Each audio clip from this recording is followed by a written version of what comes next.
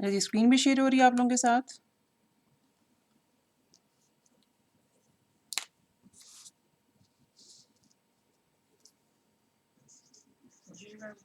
अच्छा जी, ओके। कल मतलब आप है 4-5 लोग ही मौजूद हो अभी, कल आप में से कोई मौजूद था?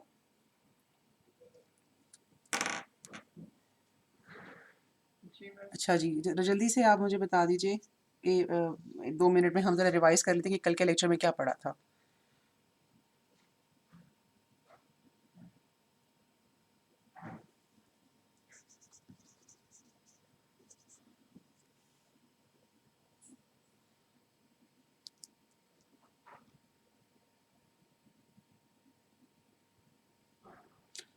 चैप्टर 5 शुरू किया था हमने, which is about frequency domain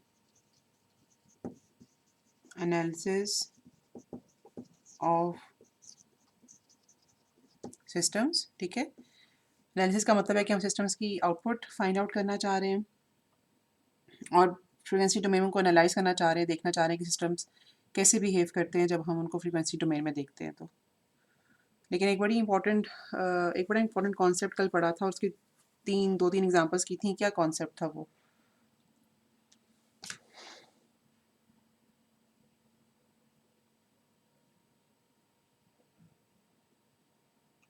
properties देखी थी हमने।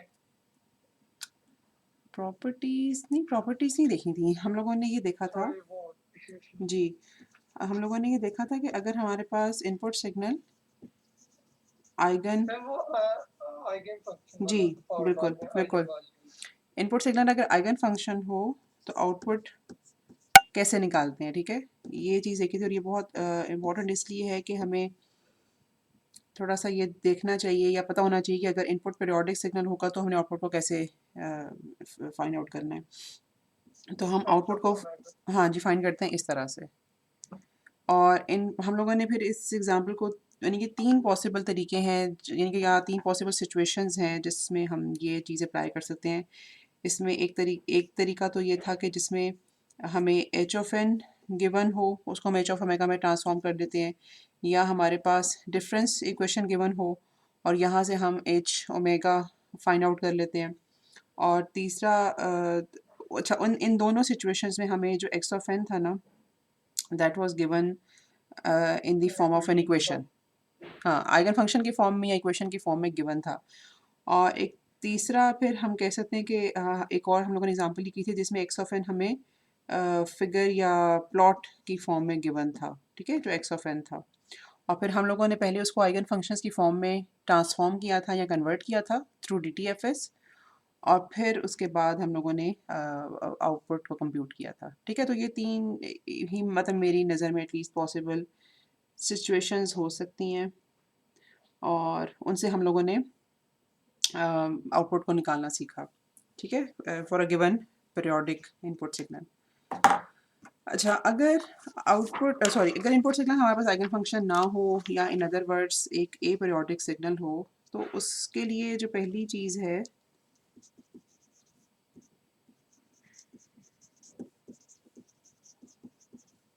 समझने वाली, वो ये है कि अब हम आउटपुट को फाइंड करते हैं इस तरह से। ठीक है, हम लोगों ने चूंकि जी ट्रांसफॉर्म में इसको थोड़ा डिटेल से पढ़ा हुआ है ना, तो बस मैं चाह रही हूँ कि आप मुझे वैसे थोड़ा सा बता दो कि ए पीरियोडिक सिग्नल के लिए हम आउटपुट कैसे फाइंड कर सकते हैं, कैसे करेंगे। मैम पहले तो हम फॉरियर सीरीज लगाएंगे। नहीं बेटे, फोरियर सीरीज तो अब नहीं लगा सकते ना, क्योंकि एक्स ऑफ ओमेगा जो है फॉरियर का मतलब ए पीरियोडिक सिग्नल है ना, अब एक्स ऑफ एन। ठीक है, तो फोरियर सीरीज तो नहीं लग सकती।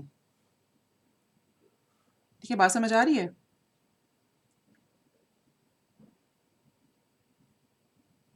जी सामा। हम फिर फॉरियर ट्रांसफॉर्म लगा लेंगे। जी, जो फोरियर सीरीज है ना, वो सिर्फ पीरियोडिक सिग्नल्स पे लगती है। ठीक है, अच्छा, हम लोगों ने चूंकि इसको जी ट्रांसफॉर्म में किया हुआ है तो बिल्कुल इसको हम इसका सवाल सॉल्व नहीं करेंगे, लेकिन ज़रा सा रिवाइज कर लेते हैं कि हमें जो भी गिवन एक्स ऑफ एन है या फिर एच ऑफ एन है, उसके ऊपर हम अप्लाई करेंगे फोरियर ट्रांसफॉर्म। ठीक है, यानी कि उसका DTFT लेंगे। DTFT लेने के लिए एक्सप्रेशन भी आपको जहन में होगा, नहीं तो मैं यहाँ पे दोबारा लिख भी देती हूँ ताकि हमें याद आ जाए। ठीक है, ये एक्सप्रेशन लगा के, DTFT का एक्सप्रेशन लगा के हम H ओमेगा और X ओमेगा फाइंड आउट करते हैं। ठीक है, उसके बाद इनका प्रोडक्ट लेने के बाद पार्शियल फ्रैक्शन एक्सपेंशन लगती है। ठीक है, अब पार्शियल फ्रैक्शन एक्सपेंशन लगाने के लिए हम यानी कि इस वक्त ये सिग्नल DTFT डोमेन में है ना, या फोरियर फ्रीक्वेंसी डोमेन में है। हम फ्रीक्वेंसी डोमेन में भी इसको लगा सकते हैं, या फिर अगर हमें इस पे अप्लाई करना मुश्किल लग रहा हो तो हम ये भी कर सकते हैं कि इन सिग्नल्स को पहले जी ट्रांसफॉर्म में कन्वर्ट कर लें और उसके ऊपर पार्शियल फ्रैक्शन एक्सपेंशन लगा लें, क्योंकि वो हम लोगों ने कुछ यानी कि 2-3 दफ़ा किया हुआ है और वो हमें करना आता है। ठीक है, और फिर दूसरी पॉसिबिलिटी ये हो सकती है कि सिस्टम की इंफॉर्मेशन हमें गिवन हो in the form of difference equation. ठीक है, वो भी हम लोगों ने जी ट्रांसफॉर्म की मद में किया हुआ है कि अगर हमारे पास एक डिफरेंस इक्वेशन गिवन हो तो उसके ऊपर कैसे जी ट्रांसफॉर्म अप्लाई करके हम आउटपुट तक पहुंच सकते हैं। याद है थोड़ी सी ये बातें?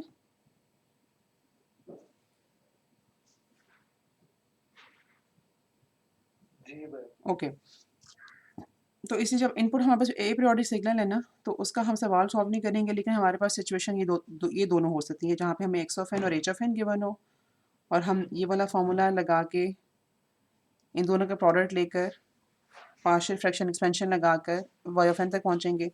और दूसरी सिचुएशन ये हो सकती है कि हमारे पास डिफरेंस इक्वेशन गिवन हो। डिफरेंस इक्वेशन के अलावा फिर हमारे पास इसमें x(n) भी गिवन होता है, और हम फिर उस प्रोसीजर से काफ़ी दफ़ा गुजरे हैं कि हम लोगों ने इस डिफरेंस इक्वेशन को कैसे सॉल्व करना है और फिर y(n) तक कैसे पहुंचना है। ठीक है, अच्छा, तो अब मैं मतलब अज्यूम कर रही हूँ कि हम लोगों ने वो जो एक बॉक्स बनाकर ये कहा था कि जब हमारे पास यहाँ पे इनपुट सिग्नल गिवन होता है और यहाँ पर हमारे पास इस बॉक्स की आउटपुट या सिस्टम की आउटपुट y(n) है, तो मैं अज्यूम कर रही हूँ कि अगर हमारे पास इनपुट पीरियोडिक हो या ए पीरियोडिक हो तो हमें उससे हमें आउटपुट निकालने आती है। ठीक है, अच्छा, इस चैप्टर में हमें कई दफ़ा मैग्नीट्यूड का स्क्वायर लेना पड़ेगा। हम वो देख लेते हैं कि कैसे लिया जाता है। दिस इज़ 5.2.1, तो नाम इसका थोड़ा सा लंबा है, फ्रीक्वेंसी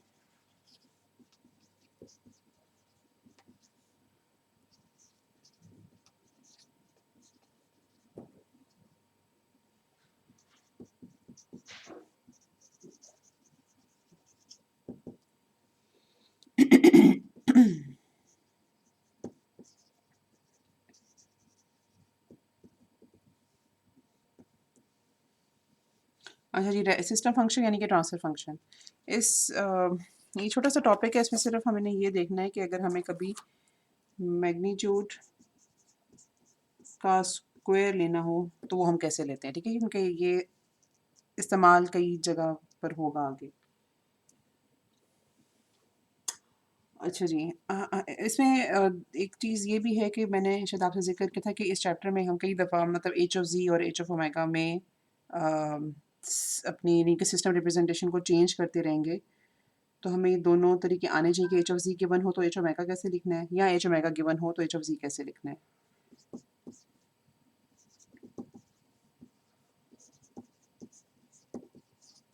ये हमारे पास सिस्टम फंक्शन की या ट्रांसफर फंक्शन की क्वेश्चन है। और अगर हम बात करें यूनिट सर्कल की, यानी कि जहाँ पर जी की वैल्यू e⁻j⍵ है, वहाँ पे हम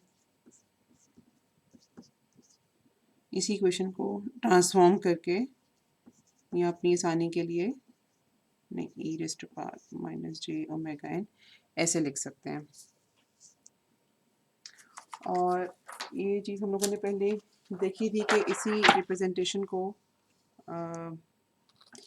मतलब यहाँ जब हमारे पास h(z) रैशनल हो, ठीक है, तो उसको लिखने के हमारे पास दो तरीके और होते हैं।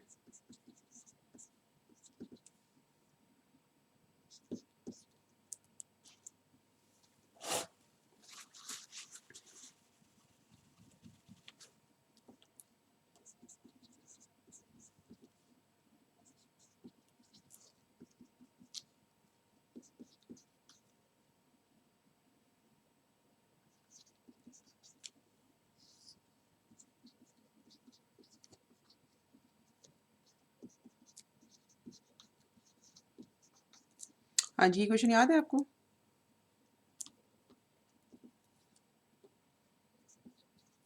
जी मैम। यस ठीक। मैम। और इसको तो हम इसको एक और तरीके से हम लिख सकते हैं, विच इज़ 1 माइनस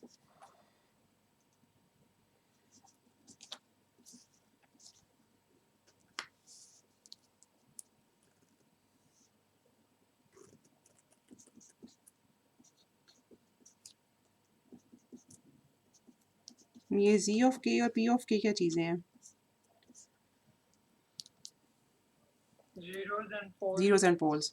और ये किस इक्वेशन के रूट्स होते हैं अगर इक्वेशन किस फॉर्म में एक्सप्रेस्ड हो? इनवर्स। नहीं, ओके, इन्वर्स की फॉर्म में एक्सप्रेस्ड हो, लेकिन ये जीरोज उस इक्वेशन के रूट्स हैं अगर हमारे पास इक्वेशन z की पॉजिटिव पावर्स में एक्सप्रेस्ड हो। ओके। ओके, अच्छा, क्या ये साथ में क्या लिखा हुआ है, पाई? जी, मैम ये सिंपल समझ नहीं आई। मैं एक मिनट में ज़रा उसामा की मैं जवाब देता हूँ, मैं फिर आपको बताती हूँ। ये जो सिंबल होता है ना, ये वाला, ये समेशन के लिए होता है, और ये जो पाई का सिंबल होता है ना, ये प्रोडक्ट के लिए होता है। ठीक हो गया? Okay ma'am. अच्छा, किसी का भी सवाल था कि समझ नहीं आया, क्या चीज़ यहाँ पे समझ नहीं आई? मैम बस ये नहीं पता चल रहा था कि क्या करता है सिंबल, आगे समझ। अच्छा, ओके ओके। अच्छा, अब ये वाली जो इक्वेशन आपके सामने मैंने लिखी है, अगर आपने यही इक्वेशन एच ओमेगा के लिए लिखनी हो तो आप लिख सकते हो। मतलब चलो मसलन ये वाली इक्वेशन अगर आपने इसको देखकर एच ओमेगा के लिए इक्वेशन लिखनी हो तो कैसे लिखोगे? मैम जी की जगह की पावर जी ओमेगा पे। बिल्कुल ठीक है। बस मैं न्यूमरेटर की अगर बात करूँ तो न्यूमरेटर जो है वो लिखा जाएगा E raised to power minus J omega K. ठीक है, और इसी तरह से यही प्रिंसिपल आप लगाओगे डिनोमिनेटर पे। अच्छा, पर मैंने आपको बताया था कि पर्पस इस टॉपिक का ये है कि हमें ये जो है ना एच ओमेगा का स्क्वायर या मैग्नीट्यूड का स्क्वायर वो कंप्यूट करना है। तो हमें पता है कि हम जब कॉम्प्लेक्स नंबर्स की बात करते हैं तो बेसिकली उनका जो स्क्वायर होता है उसका मतलब ये होता है कि H omega would get multiplied with its conjugate. ठीक है, तो अगर हमारे पास एच ओमेगा से ये गिवन हो तो उसको उसके कॉन्जुगेट से मल्टीप्लाई करना तो बड़ा आसान है। मतलब जहाँ जहाँ पर हमें कॉम्प्लेक्स नंबर आ रहे हैं हम वहाँ पे साइन चेंज कर देंगे। ठीक है, बस इसी चीज़ को हम लोगों ने थोड़ा सा ये देखना है कि जी ट्रांसफॉर्म की टर्म्स में जो अगर मीनिंग कि हमारे पास एच ऑफ जी का एक्सप्रेशन हो तो ये वाला जो फॉर्मूला है ये कैसे एप्लीकेबल होगा।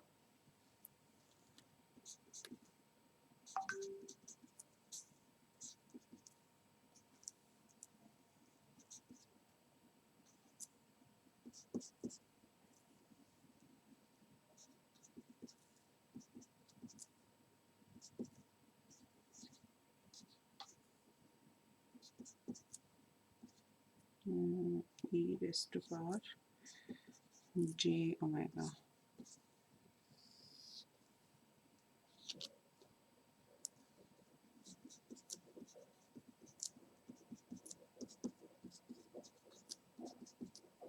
यहाँ पे के भी आना चाहिए, जे ओमेगा के। अच्छा जी, ये ज़रा इक्वेशन देख के बताओ कि समझ आती है कि कैसे लिखी गई है।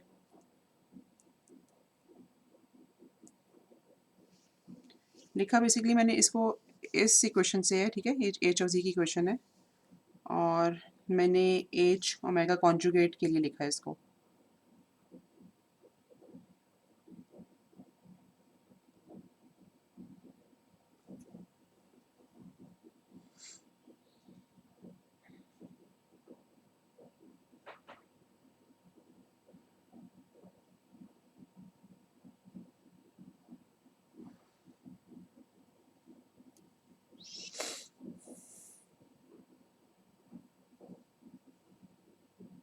ठीक है फिर। ठीक है, ओके।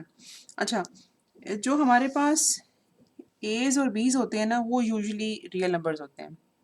वैसे तो हम इनको भी कॉम्प्लेक्स अज्यूम कर सकते हैं लेकिन वी डोंट डू दैट क्योंकि अच्छा एज और बीज हैं क्या? वैल्यू के कोएफिशिएंट्स बिल्कुल ठीक है। जो डिफरेंस इक्वेशन हम लिखी होती है ना हमने, उसमें जो कोफिशिएंट्स इस्तेमाल होते हैं इनपुट और आउटपुट के साथ, ठीक है? तो because we always want to have a system with real coefficients. Real का मतलब है कि जो कॉम्प्लेक्स ना हो, ताकि हमें फ़िल्टर डिज़ाइन, मतलब अगर हम लोगों ने एक सिस्टम बनाना है तो उसमें अगर हम ऐसे कोफिशिएंट्स या मल्टीप्लायर्स यूज़ करें जिनकी वैल्यूज़ कॉम्प्लेक्स हों, तो उनको बनाना, ये रियलाइज़ करना बहुत मुश्किल है, ठीक है?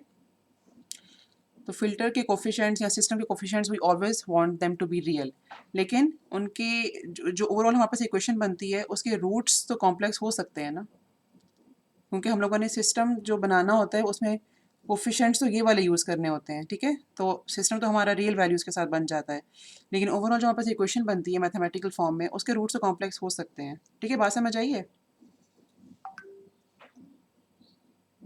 जी बस ओके। तो अगर आपने मतलब इस इक्वेशन का कॉन्जुगेट लिखना हो तो बेसिकली बी ऑफ के और ए ऑफ के साथ यूजुअली हम कॉन्जुगेट नहीं लगाएंगे, क्योंकि वो रियल नंबर्स ही होते हैं। लेकिन अगर हमारे पास इक्वेशन इस फॉर्म में एक्सप्रेस्ड है और हम लोगों ने उसका कॉन्जुगेट लिखना है, तो वो हम इस तरह से लिखेंगे, यानी कि जी ऑफ के और पी ऑफ के साथ कॉन्जुगेट जो है वो लगेगा। अच्छा, अब इसी इक्वेशन को वापस अब हम ज़रा एच ऑफ जी के कॉन्जुगेट की तरफ जाते हैं कि ये इक्वेशन लिखी जा सकती है इस तरह से, या this is basically equivalent to conjugate of G such that कि हमारे पास ये जी की फॉर्म में एक्सप्रेस्ड हो, जहाँ the G is basically equivalent to e raised to power J omega. क्या हम ऐसे लिख सकते हैं, मतलब इस इक्वेशन को इस तरह से? ये बात समझ आती है?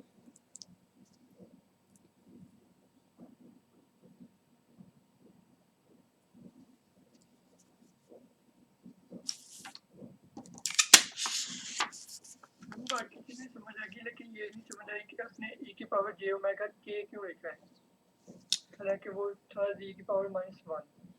वो था जी की पावर, यहाँ पे मैं कॉन्जुगेट के लिए लिख रही हूँ ना, तो मैंने हर तो पॉसिबल वो में प्लस आ जाएगा ना, प्लस j ओमेगा आ जाएगा। प्लस जे ओमेगा आ जाएगा, तो प्लस ही है ना? I don't understand. मैम मुझे ये नहीं समझ आ रही है k क्यों लिख रहे हैं साथ। ओह अच्छा, के, हाँ नहीं के नहीं आएगा, ठीक है। अच्छा उसामा, आप बड़ी वैसे इम्पोर्टेंट चीज़ें आइडेंटिफाई करते हो, क्योंकि के नहीं आएगा साथ, मिस्टेक नहीं लिखा था। अब ठीक है? जी मैम। अच्छा, ओके। अब जो नतीजा हमने यहाँ से निकाला और उसके बाद फिर हम एक एग्जांपल भी करते हैं कि एच ओमेगा की फॉर्म में अगर हमने मैग्नीट्यूड का स्क्वायर लेना हो तो वो हम H omega multiplied with its conjugate लेते हैं, ठीक है? लेकिन अगर हमें एच जी अवेलेबल हो हमारे पास और हमने उसका स्क्वायर लेना हो मैग्नीट्यूड कंप्यूट करके, तो वो निकाला जाता है इस तरह। तो ये दोनों एक्सप्रेशन जो है ना, एक ये वाला एक्सप्रेशन और ये वाला एक्सप्रेशन, ये आपने ज़हन में रखने हैं जहाँ पे भी आपको मैग्नीट्यूड का स्क्वायर कंप्यूट करना होगा। तो आपने जिस हिसाब से भी करना है, मतलब एच ऑफ जी अगर है आपके पास और उसका स्क्वायर कंप्यूट करना है तो ऐसे होगा, और अगर एच ऑफ ओमेगा है और उसके मैग्नीट्यूड का स्क्वायर कंप्यूट करना है तो वो इस तरह से होगा।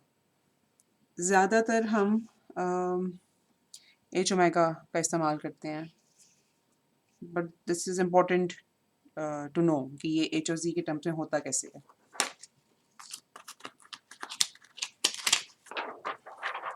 इसकी एक एग्जांपल भी कर लेते हैं।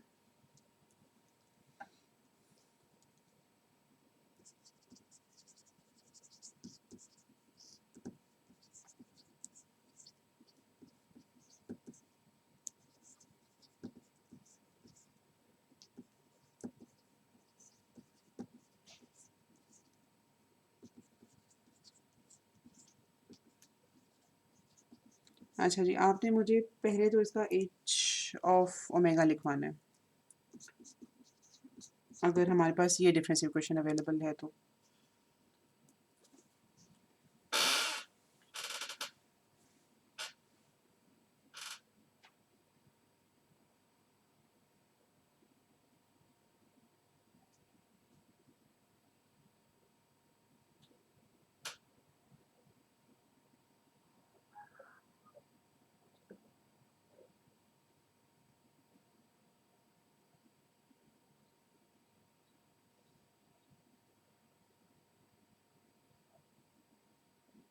मैम 1 प्लस ई की पावर माइनस जे ओमेगा इनको ठीक है, डिवाइडेड बाय 1 प्लस 0.1 इंटू ई की पावर माइनस जे ओमेगा प्लस बिल्कुल 0.2 ठीक है। इंटू ई की पावर माइनस 2 जे ओमेगा। +0.2 के -0.2? ये मैम माइनस -0.2, ठीक है। अच्छा जी, अब चूँकि हमारे पास एच ओमेगा की फॉर्म एक्सप्रेस्ड है ना, तो अब हमें इसको प्रोडक्ट की फॉर्म में लेके जाने की ज़रूरत नहीं है। इसका जो मैग्नीट्यूड स्क्वायर होगा that would simply be H omega, मतलब एच ओमेगा हमारे पास है, मैं इसको यहीं पे लिख देती हूँ। और प्रोडक्ट अगर हमने जब इसका लेना होगा तो we would write H omega का एच ऑफ ओमेगा कॉन्जुगेट, जिसको हम लिख सकते हैं इस तरह से, ठीक है। एच ओमेगा ये वाला होगा और एच ऑफ ओमेगा कॉन्जुगेट इस तरह से लिखा जाएगा। आगे आप इसका प्रोडक्ट ले सकते हो और प्रोडक्ट लेने के बाद जो आपके पास आना चाहिए रिजल्ट, दैट इज़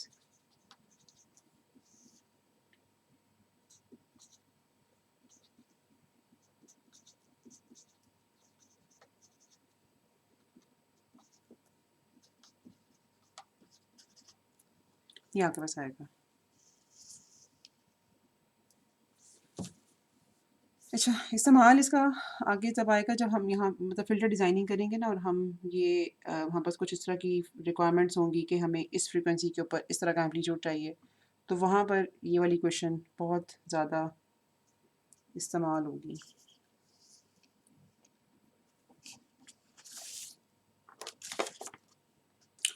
अच्छा, अब हम एक इंटरेस्टिंग टॉपिक करने लगे। 5.3 अलबत्ता आपके जो है ना कोर्स में नहीं है। अच्छा, ये भी हमें 5.2 पे ही है हम, okay.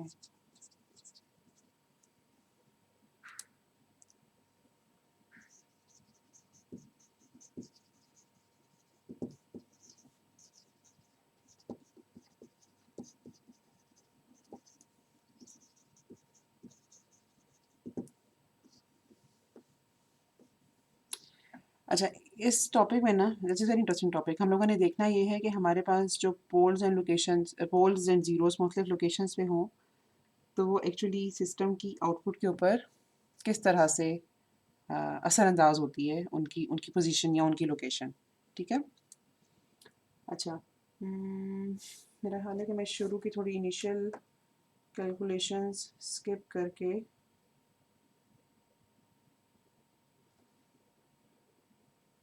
Okay, let me right this in this way, और मैं फिर आपसे पूछती हूँ कि क्या आपको पता है कि ये कैसे लिखा गया है।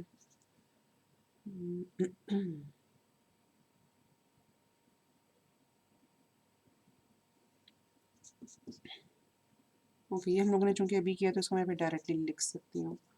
1 माइनस ई के raise to power minus J omega, और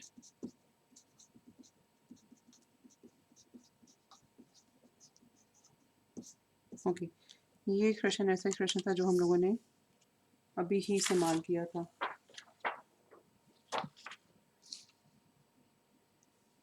अब इसमें से हम कॉमन लेने लगे e raise to power G omega m, ठीक है, और यहाँ से कॉमन लेंगे e raise to power G omega n। इसको हम लिख सकते हैं, मैं डायरेक्टली लिखती हूँ, फिर आप मुझे बताइए कि क्या आपको समझ आती है कि ये मैंने कैसे लिखा है।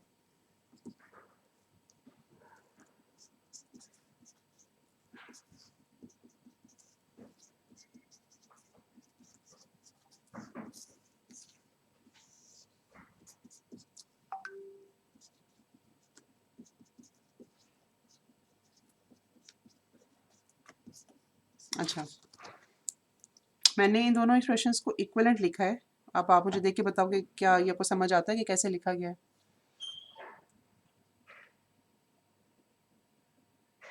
Yes ma'am.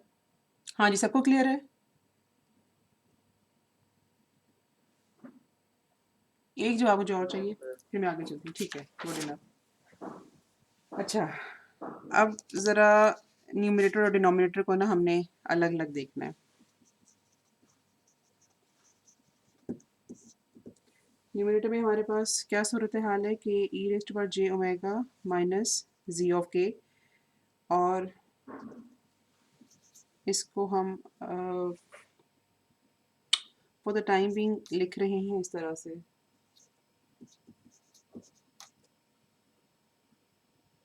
ठीक है, और मतलब इस वेक्टर को हम लोगों ने इस तरह से लिखा जहाँ पे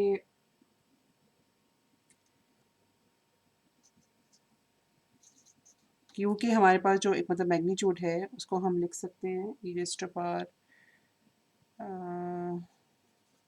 जे ओमेगा माइनस जी के का एम्पलीट्यूड, और थीटा को हम लिख सकते हैं angle of e raised to power J omega minus angle of G of k. ठीक है, और इसी तरह से डिनोमिनेटर के लिए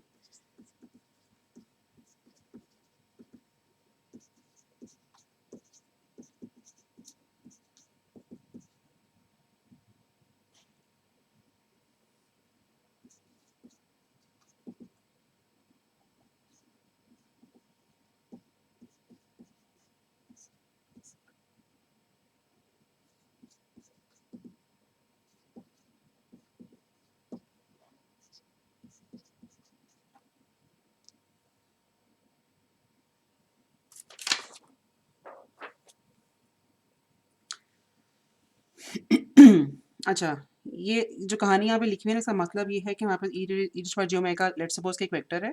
ठीक है, because it is a complex number, it can be plotted और ट्रीटेड एज अ वेक्टर। इसी तरह G of k, it is a particular zero placed at some location. ठीक है, और इन दोनों का जो डिफरेंस है उसको हम ट्रीट कर सकते हैं एज अनदर वेक्टर। ठीक है, मतलब हम लोगों ने ई रेस्ट पर जे ओमेगा को भी एक वेक्टर रिज्यूम किया, जी के को भी एक वेक्टर रिज्यूम किया, और इन दोनों के डिफरेंस से हम लोगों ने कहा कि ये this is the resultant vector. ठीक है, उस वेक्टर का जो मैग्नीट्यूड है वो इन दोनों के यानी कि E raised to power J omega और जी ऑफ के का जो मैग्नीट्यूड है डिफरेंस होगा उससे डिफाइन किया जाएगा, और इस रिजल्टेंट वेक्टर का जो फेज़ है थीटा के, वो इन दोनों वेक्टर्स के इंडिविजुअल फेसेस का डिफरेंस होगा, और यही चीज़ हम लोगों ने डिनोमिनेटर के ऊपर भी अप्लाई की है।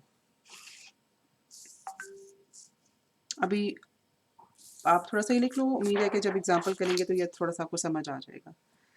अच्छा, और अब इन रिजल्ट्स को जब एच ऑफ ओमेगा में हम पुट करते हैं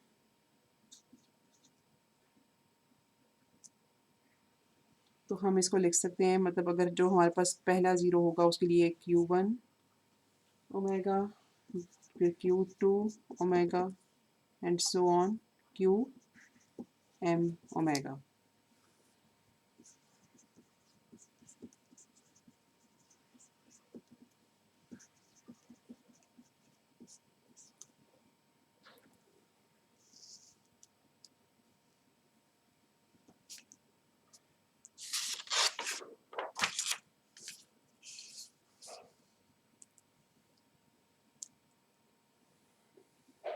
इसका मैग्नीट्यूड इसे हम कह सकते हैं। ठीक है, और phase of H omega would be given as, अगर इस बी नॉट का कोई फेज़ है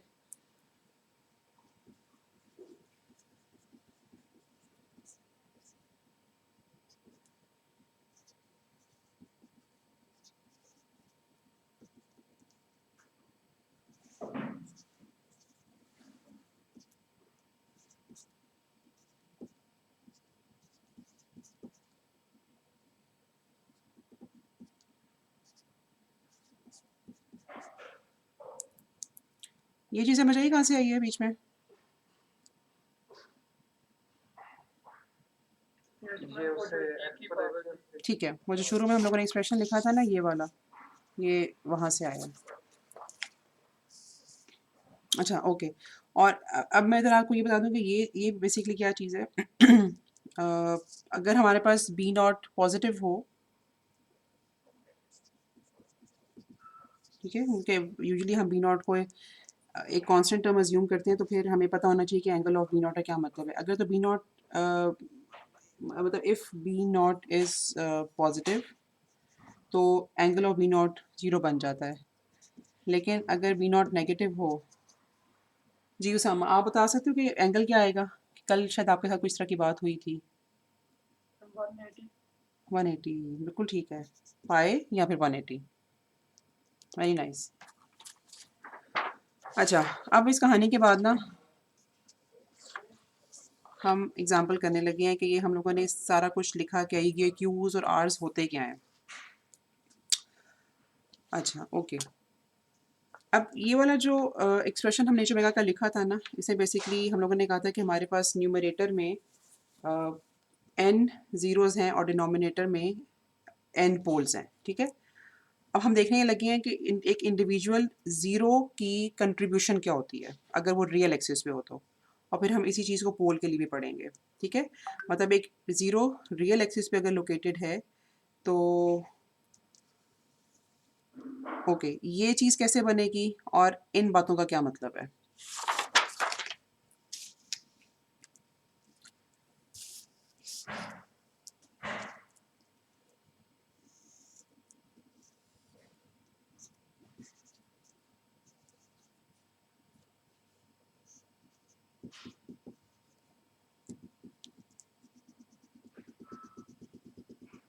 अच्छा, लेट्स सपोज कि मैं जी ऑफ के को प्लॉट कर देती हूँ फ़िलहाल यहाँ पे, ठीक है।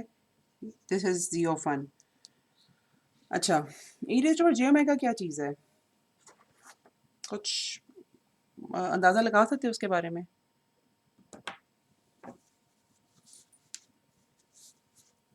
यहाँ पे जी की वैल्यू 1 है, वो वाला यूनिट सेट है। ओके, हम कह सकते हैं e raise to power J omega जो है ना वो बेसिकली हमारा एक कॉम्प्लेक्स नंबर है सच दैट कि उसमें ओमेगा की वैल्यू वेरिएबल है, या हम उसको अज्यूम करेंगे कि जिस वक्त ओमेगा की वैल्यू ज़ीरो है ना, तो e raise to power J omega हमारे पास यहाँ पे कहीं पे लाई करेगा, मतलब एक डीसी इनपुट सिग्नल होगा, ठीक है।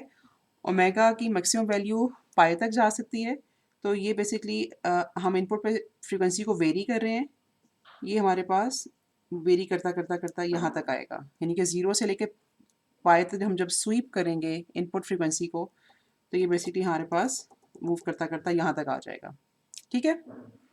ये बात समझ आई है? अच्छा, ये कॉन्सेप्ट थोड़ा-सा आप लोगों ने बिल्कुल आपके लिए नया होगा, तो इसको जहाँ पे समझ नहीं आती ना वहाँ पे बताना है। अच्छा, ओमेगा की वैल्यू जिस वक़्त 0 होगी, तो e raise to power J omega के साथ जो वेक्टर लिंक्ड है, उसको हम बना सकते हैं इस तरह से। यस? इसका मैग्नीट्यूड जो है that would be 1 and it's phase is 0 right now, क्योंकि इसको हम e raise to power J omega से रिप्रेज़ेंट करते हैं ना। ठीक हो गया? और z1 को अगर आप देखो तो इसको हम एक इस तरह के वेक्टर के साथ रिप्रेजेंट कर सकते हैं। समझ आइए यहाँ तक?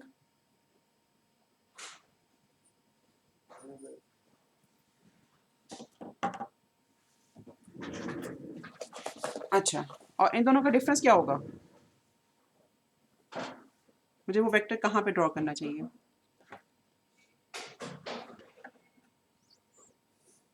इससे आगे इससे आगे। आई होप कि आपको रेड कलर ज़रा विजिबल हो। ये मेरा क्यू के है, ठीक है। दिस इज क्यू के विद अ स्पेसिफिक नहीं क्यू के नहीं, इसको मैं क्यू वन कहती हूँ कि मैंने इसको z1 बोला है। This is Q one and it has a phase theta which is represented as theta 1. अच्छा ओके, और इसका जो मतलब ये मेरे पास एच ओमेगा प्लॉट हो गया सच दैट कि इस वक्त इनपुट पे जो फ्रीक्वेंसी है that is a DC signal omega is equal to 0 और z1 मेरा बिलफर्ज रियल एक्सिस पे यहाँ पे कहीं पे लोकेटेड है, ठीक है। और इसको अगर मैं मैग्नीट्यूड की टर्म्स में देखूँ एच ओमेगा का मैग्नीट्यूड, तो इसको इसकी मेरे पास जो भी ये वैल्यू आई है मैं अज्यूम कर रही थी कि यहाँ पे ओमेगा की वैल्यू जिस वक्त 0 है ना मेरे पास, मतलब इतना तकरीबन एम्पलीट्यूड आ गया।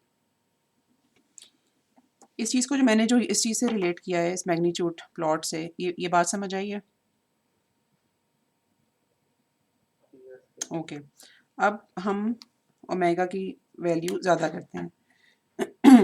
मतलब वैसे तो ये ज़ाहिर सी बात है कि मुझे इसको हर वैल्यू पे देखना है, लेकिन फॉर द टाइम बिंग मैं ज़्यूम करती हूँ तो ओमेगा की वैल्यू कुछ ज़्यादा नॉन ज़ीरो हो गई और ओमेगा यहाँ तक पहुँच गया। अब इसके साथ जो वेक्टर लिंक्ड है वो इस तरह से बनेगा, ठीक है। जो Z1 के साथ वेक्टर लिंक्ड है वो यहीं पे रहेगा जहाँ पर इस वक्त जो वेक्टर ब्लैक कलर से बना हुआ है, और जो नया डिफरेंस वेक्टर होगा वो बनेगा इस तरह से।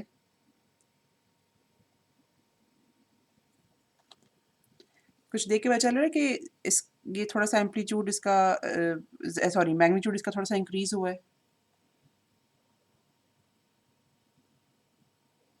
ज़्यादा नहीं बस थोड़ा सा हुआ है। यस मैम, वो अब थोड़ा सा टेढ़ा बन गया। थोड़ा सा टेढ़ा हो गया, बिल्कुल ठीक है। अच्छा, अब हम थोड़ी सी इस तरह की वैल्यू ले लेते हैं जहाँ पे हमें ज़रा सिग्निफिकेंट डिफरेंस नज़र आए। ये हम प्लॉट मतलब e raise to power J omega के साथ जो वेक्टर है उसको ब्लू कलर से मैंने वेक्टर को शो किया है, जो डिफरेंस वेक्टर है उसको मैंने ये रेड कलर से शो किया है। और हमें देख के पता चल रहा है कि जैसे जैसे फ्रीक्वेंसी स्वीप होकर इस तरह से आगे जा रही है, हमारे पास ये जो डिफरेंस वेक्टर है इसकी लेंथ थोड़ी सी ज़्यादा होती जा रही है, ठीक है। कुछ मतलब बहुत सिग्निफिकेंट डिफरेंस नहीं आ रहा, लेकिन कुछ इस तरह का डिफरेंस हमें मिल रहा है, ठीक है। और इवेंचुअली जब ओमेगा अपनी मैक्सिमम पॉसिबल वैल्यू पे पहुंचेगा विच इज़ पाई, जहाँ पर हम e raise to power J omega के वेक्टर को ड्रॉ कर सकते हैं इस तरह, वहाँ पर जो डिफरेंस वेक्टर है वो प्लॉट होगा इस तरह, ठीक है। ये बात समझ आती है कि ये रेड वाला वेक्टर कैसे प्लॉट हुआ है?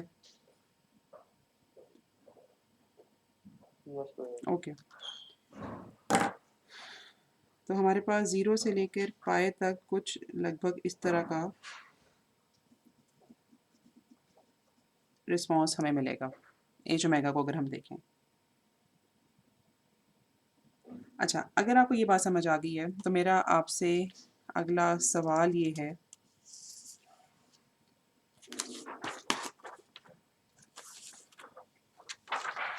कि लेट्स सपोज ये जो ज़ीरो की लोकेशन है ना, अगर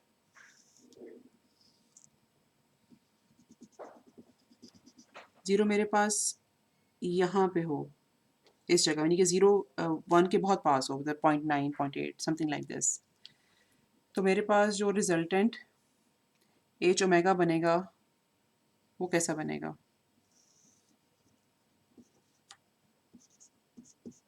फिर भी ऐसे ही बनेगा, लेकिन थोड़ा सा इसकी जो स्लोप होगी ये थोड़ी ज़्यादा हो जाएगी, क्योंकि स्टार्ट बहुत कम से होगा और एंड मतलब ज़्यादा पे समथिंग चलेगा। लाइक दिस, जी ठीक है। अच्छा, पहले हम इधर इस कॉन्सेप्ट को समझ लेना, फिर एक दफ़ा हम फिर से गो थ्रू करेंगे कि हम लोगों ने ये सारा कुछ किया क्यों है। अच्छा, अगर हमारे पास इंस्टेड ज़ीरो ज़ीरो के बहुत करीब हो जाए, या फिर मतलब बिल्कुल ही ज़ीरो के पास है या ज़ीरो के ऊपर है, तो ये ऑलमोस्ट एक ही लेवल पे रहेगा। बिल्कुल ठीक है, ये ऑलमोस्ट एक ही लेवल पे रहेगा, मतलब it won't make any difference. और अगर हम इसको इंस्टेड मतलब -1 के पास कर दें, -1 या पाई के पास रख दें इसको इस तरह से, तो डिक्रीजिंग हो जाएगा बहुत ज़्यादा। इस तरह से।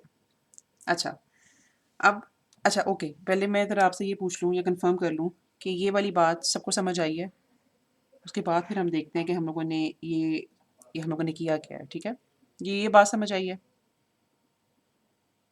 Yes ma'am. ओके, एक बहुत सिंपल जुमले में तो हम लोगों ने किया यूँ है कि जो ज़ीरो की लोकेशन है ना ऑन रियल एक्सेस, ठीक है, उसके ऊपर हम लोगों ने देखा है कि वो जो ज़ीरो की लोकेशन है वो बेसिकली सिस्टम के रिस्पॉन्स पे किस तरह से फ़र्क डालती है। अगर हम अज्यूम करें कि हमारे पास सिर्फ सिस्टम में एक ही ज़ीरो हो, यानी कि सिस्टम हमारा इस तरह का है कि उसमें सिर्फ एक ही ज़ीरो है और उसका जो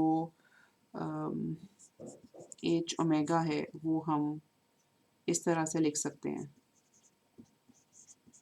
ठीक है, ये यही वाली सिचुएशन बनती है ना, अगर हमारे पास ये जो इक्वेशन है ये रिप्रेजेंट करती है कि सिस्टम में सिर्फ एक ज़ीरो है which is at real axis suppose. ठीक है, या फिर हम सिचुएशन अज्यूम कर सकते हैं कि बाकी अगर हम कांस्टेंट कह दें अपने, नहीं इसको ऐसे नहीं लिखना चाहिए,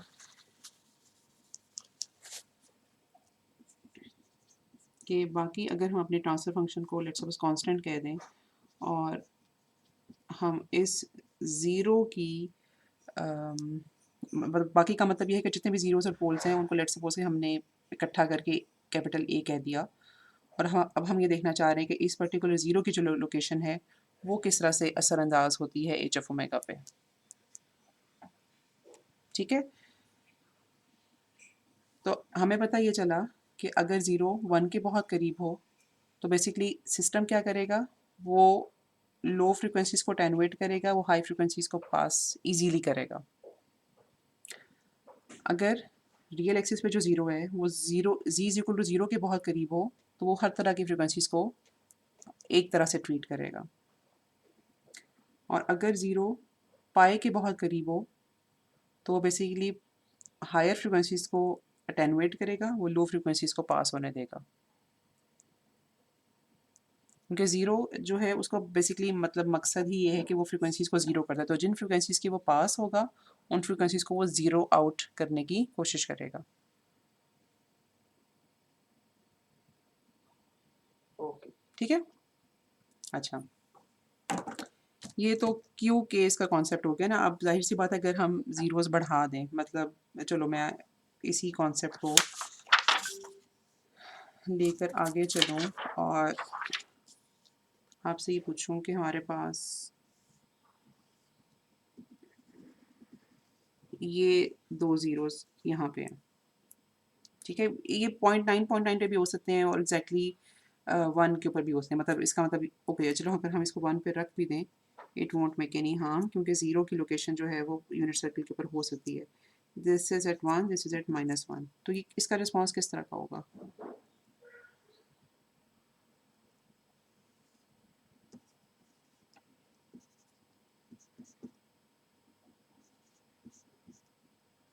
क्या ख्याल है आपका?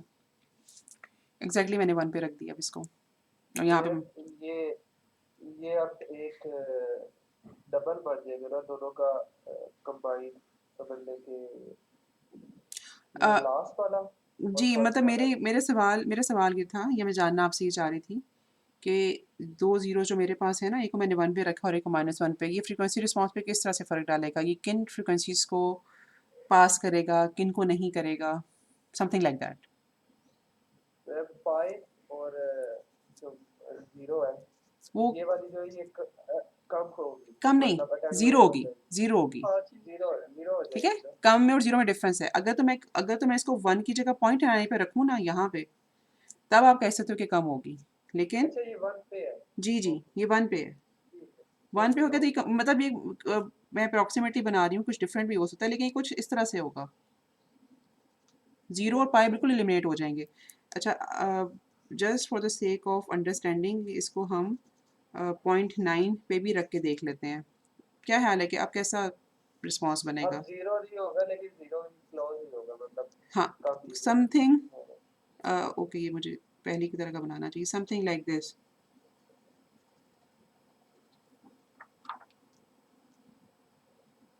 ठीक है? अब ये ज़ीरो नहीं हुआ।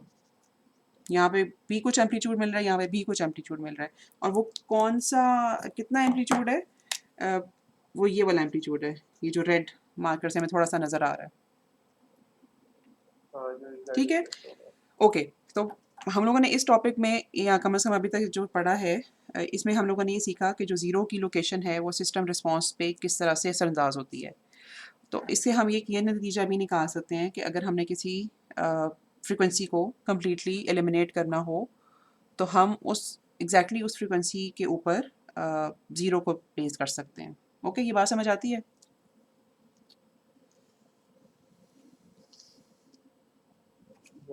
अच्छा, गुड इनफ। अभी ना अब इसी कॉन्सेप्ट को जो हम लोगों ने ये पढ़ा था ज़रा पोल के लिए देखते हैं। रियल एक्सिस वाला कम से कम आज हमें कर लेना चाहिए। अच्छा जी,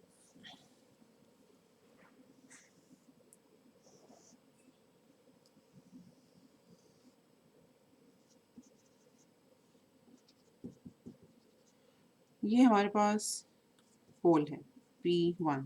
ओके, और यहाँ से हम स्टार्ट लेते हैं अपने e⁻ की लोकेशन का। तो ये वेक्टर मेरे पास शो करता है e⁻ को, और ब्लैक मैं यूज़ कर लेती हूँ P1 के वेक्टर के लिए। ठीक है, तो इन दोनों का जो डिफरेंस है वो मेरे पास ये आ गया। और अगर आपको थोड़ा सा जहन में हो, अगर एक पोल हो हमारे सिस्टम में तो उसको हम इक्वेशन कैसे लिखेंगे?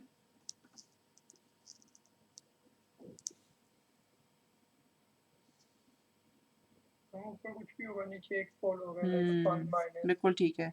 अभी चूंकि हम अज्यूम कर रहे हैं ना कि हमने मतलब यहाँ से इस तरह से स्टार्ट लिया था हमने, ठीक है, तो मैं इसको फिर इसी तरह से मेंटेन करूँगी e⁻ minus P1 something like this. तो अगर हमारे पास एक पोल है तो ट्रांसफर फंक्शन फ्रीक्वेंसी रिस्पॉन्स कुछ इस तरह से गिवन होगा और प्लॉट ये इस तरह से होगा।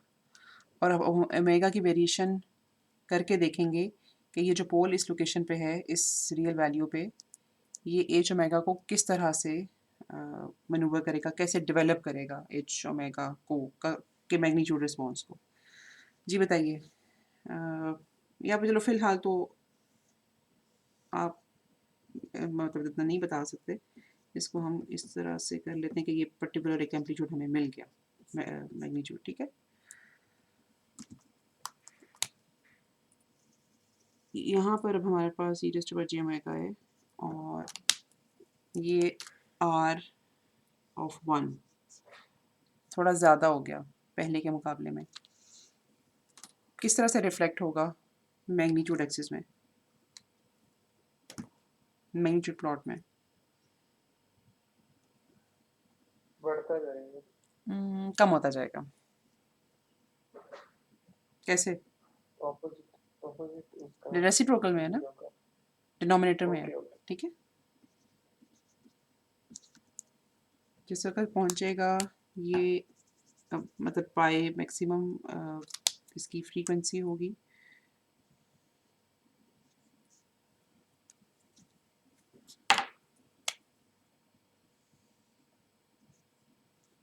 ठीक है, और रेसिप्रोकल में चूँकि लिखा जा रहा है तो ये कम होता जाएगा। अच्छा, अब यहाँ से ऑनवर्ड्स हमने तरफ पोल, अगर एक ही पोल हो हमारे पास या हम एक पोल का इफ़ेक्ट देखना चाह रहे हैं। ठीक है, हमारे पास एक पोल है या हम एक पोल का इफ़ेक्ट देखना चाह रहे हैं तो अच्छा, इस वक्त मैंने इसको बिल्कुल ज़ीरो के पास रखा है, सॉरी 1 के पास रखा है। ये 1 है और इसके पास रखा है, तो मुझे आपने बताना है कि रिस्पॉन्स कैसा आएगा। Steep decreasing, steep decreasing.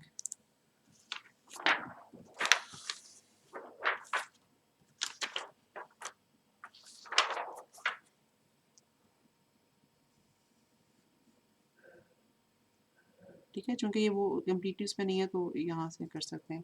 अच्छा, ज़ीरो z=0 के पास या फिर एग्जैक्टली ज़ीरो पे?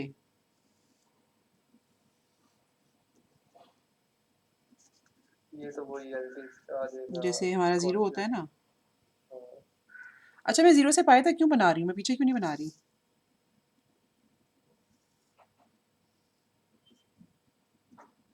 प्रिंसिपल रेंज तो -π से π होती है, मैं 0 से π क्यों बना रही हूँ?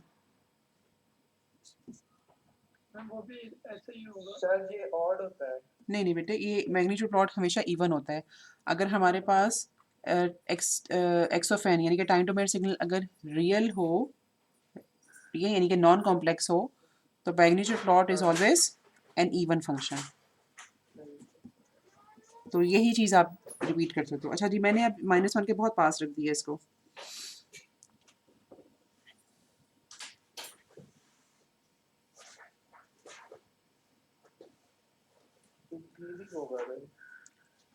अच्छा, अब एक तो हमें यहाँ पे समझने की ज़रूरत है कि आई होप ये कंफ्यूज तो नहीं कर रहा आपको, थोड़ा सा मतलब जम्बल्ड अप तो नहीं हो रहा। एक तो ज़ीरो की लोकेशन जो है ना, वो यानी कि जिस जिस जगह पे ज़ीरो की लोकेशन हो और उसका अगर हम फैक्ट मॉनिटर करें और पोल की लोकेशन को पोल की लोकेशन का इफेक्ट मॉनिटर करें, तो आप देखो तो ये इट्स ऑपोजिट। इसके अलावा z=0 के अलावा इनके जो इफेक्ट्स होते हैं ना जीरोस और पोल्स के, वो ऑपोजिट होते हैं। पहली बात तो ये है हमारे समझने की।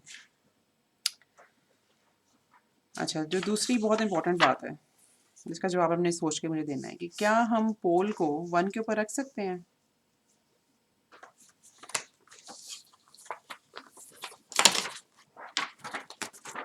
जैसे हमने को मैम क्यों? वो स्टेबल नहीं रहेगा। देखो, हाँ बिल्कुल ठीक है, बड़ी इंपॉर्टेंट बात है जो सामान्य बताई है। अगर हम पोल को यहाँ पे रख लेंगे, या चलो फिलहाल अगर एक भी पोल हो हमारे पास और उसको हम रख दें z=1 के ऊपर, ठीक है, इसका मतलब ये हुआ कि जब एग्जैक्टली डीसी सिग्नल दिया जाएगा इस सिस्टम को इनपुट पे, तो r का magnitude would be equal to 0। तो ये हमारे पास सिचुएशन कुछ इस तरह की आ जाएगी, तो ये अनस्टेबल सिस्टम बन जाएगा। ठीक है, इसी बात को हम इस तरह से भी समझ सकते हैं। हम लोगों ने ये चीज़ पढ़ी थी कि कॉजल सिस्टम में जो है ना, आपको पता है आरओसी हमेशा बाहर होता है, एक सर्कुलर रीजन के बाहर होता है, ठीक है। और हम ये चाहते हैं, और वो जो सर्कुलर रीजन होता है वो बेसिकली अगर हम कॉजल सिस्टम की बात कर रहे हैं तो that is basically the magnitude of the largest pole.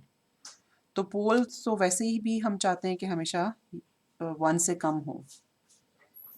तो ये अब हमें एक और तरीके से पता चल गया कि अगर पोल्स की वैल्यू 1 या 1 से ज़्यादा हो तो सिस्टम कैसे अनस्टेबल हो जाते हैं। ठीक है, ये बात समझ आइए।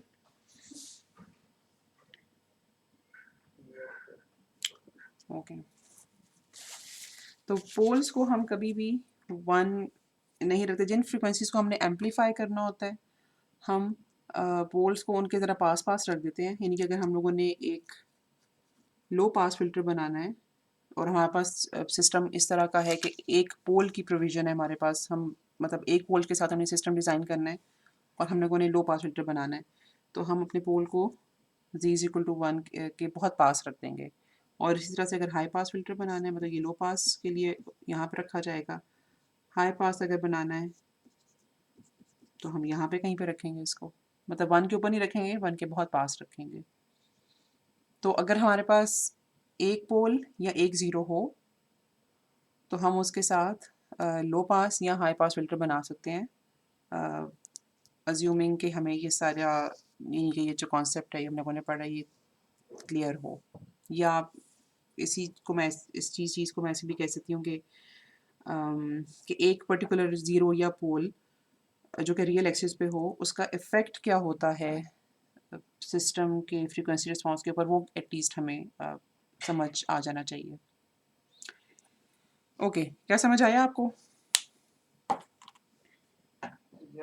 ओके, ठीक है। कल अब हम इंशाल्लाह जो है ना, कल तो नहीं, अब तो हम मंडे को क्लास लेंगे, उसमें हम फिर कॉम्प्लेक्स पोल्स को कंसिडर करेंगे। नहीं कि अगर हमारे पास 2 पोल्स या 2 ज़ीरोज़ हों तो उनका इफ़ेक्ट क्या होता है। ठीक है, तो बाकी बस ठीक है, आज फिर हम यहीं पर ख़त्म करते हैं। कोई सवाल आप लोगों का हो तो आप प्लीज़ पूछ सकते हो। मैम वो आप गुलबाग को कह रही थी कुछ मिड से रिलेटेड, वो तो जरा मुझे बता दें। गुलबाज से मैंने पूछा था कि क्या आप लोग इंटरेस्टेड हो मिड देने में, तो उसने ही कहा था, जवाब मुझे दिया था कि मिड हमारे लिए बहुत मुश्किल हो जाएगा क्योंकि हमारी रोज़ कोई ना कोई डेडलाइन होती है, तो मिड प्रिपेयर करने में हमें 2 से 3 दिन लग जाएंगे, तो मिड की बजाय मैं 2 से 3 बड़े बड़े क्विज़ेस ले लूँ। तो मैंने उसे कहा था कि वो क्लास से बात कर ले और फिर मुझे फाइनलाइज करके बता दे। मैम क्विज़ेस भी वैसे वही चीज़ें बन जाती है, हम ऑलरेडी हमारा प्लान तो यही है ना कि एटलीस्ट 8 क्विज़ेस हम लें अच्छा, ऐसे। वैसे तो ये था, लेकिन अगर हम बड़े क्विज़ की तरफ जाते हैं ना तो फिर मुझे वहाँ पर थोड़े कम करने पड़ेंगे, मतलब फिर आपकी ज़ाहिर सी बात है कि कुछ बड़े जो बिग क्विज़ेस हैं, ठीक है, पता नहीं गुलबाज का नाम ले रहा था उनका कि एनीवेज लेट्स सपोज कि हम उनको, हाँ, ओएसटी कह रहा था एक कुछ का। अगर मतलब हम लेट्स सपोज कि मिड की जगह हमने जो क्विज़ लेने हैं, अगर हम उनको बिग क्विज़ेस कहते हैं तो वो भी तो फ्राइडेज़ को ही हो सकेंगे ना, क्योंकि आपकी स्लॉट तभी फारिग होती है। तो फिर वो जो रेगुलर क्विज़ेस हैं हमारे, वो शायद हमें 8 से कम करने पड़ें फिर। चॉइस आपके पास रहेगी, मैं चॉइस पे नहीं आपको फ़र्क तो डालूँगी मैम क्योंकि जो 8 क्विज़ेस हैं हमारे, जी, वो अगर वैसे के वैसे ही रहे तो वेटेज तो फिर भी उतनी कंप्लीट हो जाएगी ना हमारी क्विज़ेस से, वेटेज कैसे क्योंकि कंप्लीट, क्विज़ेस मतलब में मिड वाली, हमारी हमने मिड वाली पार्टिसिपेशन कहीं पे भी है। फिक्स करनी है ना, मिड की वेटेज आपकी 22% है, वो कहीं पे फिट करनी है हमने, वो कहाँ फिट करें? तो असाइनमेंट्स एक आधी असाइनमेंट्स मैम ये बढ़ा दें, लेक्चर नोट्स कुछ को थोड़ा सा तो बढ़ा इंक्रीज दें। करना है।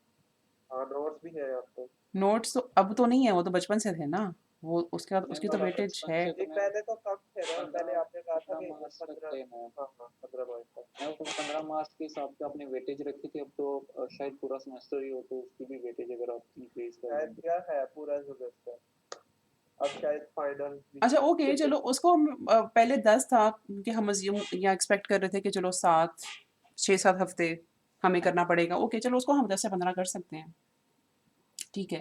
ठीक है, तो असाइनमेंट्स में अगर 15 असाइनमेंट्स हो, एटलीस्ट 15 अच्छा, और आप 20 बिग पेपर्स क्विज़ेस हो। को बिल्कुल जो है वो एलिमिनेट कर रहे हो? मैं 20 बल्कि 30, और फाइनल भी तो है ना, फाइनल को नहीं आप नहीं, एक शायद सेकंड, मेरे छोड़ मेरे दें। सवाल का जवाब दो ना, आप मिड को टोटली बीच में आउट कर रहे हो। हाँ, मिड का कह रहा हूँ कि मिड रहने देना, मैं मिड को छोड़े आप मेरे से बहुत ज़्यादा फरमाइशें करते हो सीरियसली, मतलब मैं बहुत सारी चीज़ें जो है ना तो वो मैं आपकी मर्ज़ी के मुताबिक चला रही हूँ, लेकिन ये कि ना ये सूरत हाल थोड़ी सी आउट ऑफ कंट्रोल हो रही है अब, तो इसको क्विज़ेस, मतलब ये क्विज़ेस स्लैश मिड हमें कुछ ना कुछ तो करना ही है ना। क्विज़ेस तो है ना, हाँ, क्विज़ेस तो वो ले तो आओ। पहले भी थे ना, ये अब तो नहीं आए, क्विज़ेस तो पहले भी थे बेसिकली। तो मिड जो कि 22% का था, उसकी कोई रिप्लेसमेंट फाइंड करनी है हमने। मैम वो अच्छा, गुलबाज वाला ही कर लें मैम, वो जो बड़े क्विज़ेस कह रहा था ना, 2-3 करके 15% बच जाएंगे ना मैम, अगर लेक्चर्स के अंदर थोड़ी सी परसेंटेज को एडजस्ट कर दें हाँ तो जी, कुछ 3 क्विज़ेस ले लें आप हाँ तो जी, अब कुछ हाँ। परसेंटेज कुछ कम रह जाएगी, यस। वैसे तो तो मैम वो रमज़ान के अंदर मैम शायद हमारा वर्कलोड थोड़ा सा कम हो जाए, तो फिर बस पढ़ना ही होगा, तो उनमें देख लेंगे। आई होप सो, मतलब मुझे कंफर्म नहीं पता, पिछले पिछले साल और सिचुएशन थी, इस साल तो सेमेस्टर भी हम टाइम पे ख़त्म करना चाहेंगे, आई डोंट नो रमज़ान में क्या सिचुएशन होती है, लेकिन ये कि मैं इतनी तो जहाँ नहीं होती रमजान में कि 1 घंटे की सारी क्लासेस मतलब अच्छा, जल्दी आई होती है हर वक्त। अच्छा ओके। लेकिन ये है कि मिड अगर आपके मिड की जगह क्विज़ेस जैसे हुए ना, वो जो रेगुलर क्विज़ेस मैंने लेने थे ना आपके 8, फिर मैं वो थोड़े से कम कर दूँगी, वो फिर मैं 8 नहीं लूँगी, वो लिए ही नहीं जा सकेंगे 8, क्योंकि अब आपके पास टाइम ही 6-7 हफ्तों का बचा है।